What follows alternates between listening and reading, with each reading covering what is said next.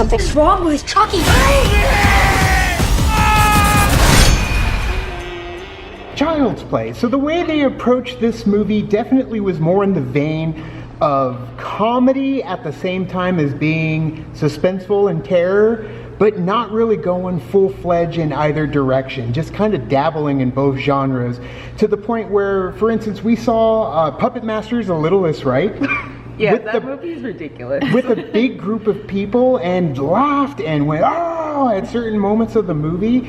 And I feel like that's what this one should have gone for, but didn't really approach it all the way through. It was kind of like in the middle, like it wanted to have those comedic moments when it came to whether Chucky did something.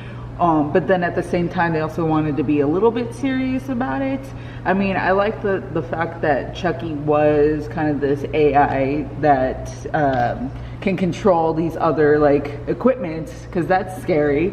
But the way that they also, I guess, set it up, I just, Going off of that, I did like the way they kind of threw it into more of like a modern setting and everything, yeah. But I'm very, very used to the horror movies that involve dolls where there's like something unnatural, something that's inexplicable, and I feel like that kind of just adds to the scariness of this, and this more was kind of like a slasher as far as horror goes, rather than, you know, like the spooky, oh my god, you know, it's, you know, creepy crawly, like chills up your spine sort of thing.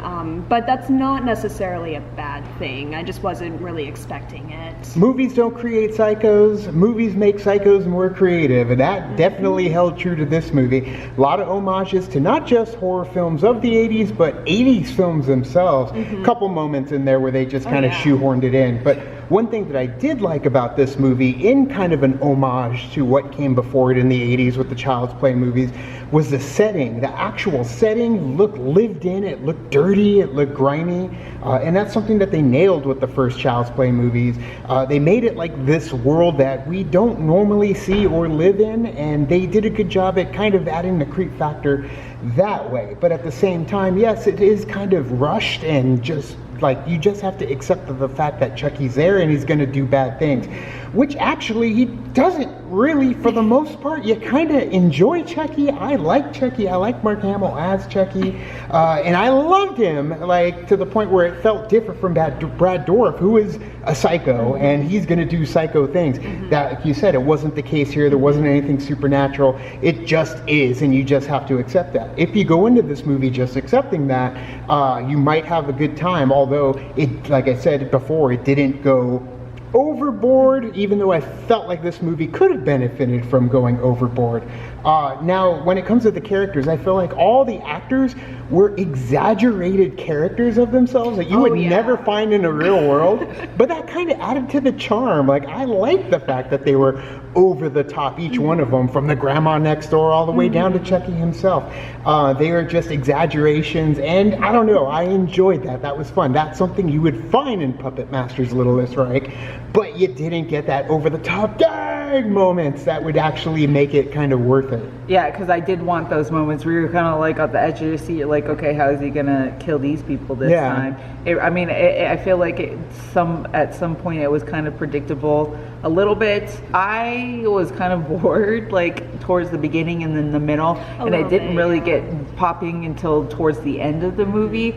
I'm going to go opposite with Mark Hamill, because the whole time I was like, that's Mark Hamill. Like, because it was like, I don't know if I feel it. I loved him. Chucky. I loved him. Even when it ended, I was But singing at the the same song. time, that could be my downfall. I'm like, you sound like Mark Hamill. And then he stabs me right in the throat. You are my buddy until the end. Yeah, okay, I will say that he is creepy. Like, the doll No, is I loved him. I want one. I want Mark Hamill. No. He was so sweet and nice, like, starting out as Chucky. And I enjoyed it, and I think that's why I wasn't bored for the first half of it. I did start going, oh, come on, that's not how this works, so that's not how handcuffs work, that's not how retail works. And the whole time, you know, they're just trudging through this movie.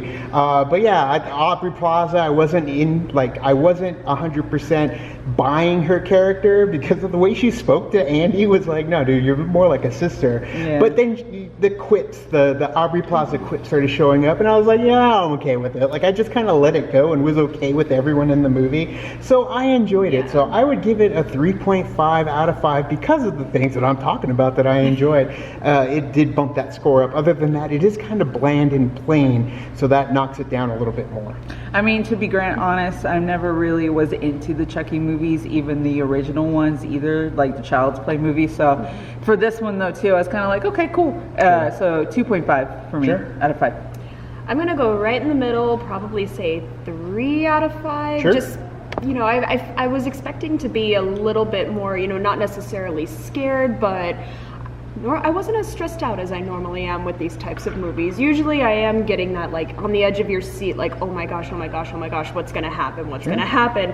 And I did not feel that a whole lot of it. And also, as much as I love Aubrey Plaza, I really could not believe her role as, like, a mom. But I did love the little, like, April Ludgate, Of course.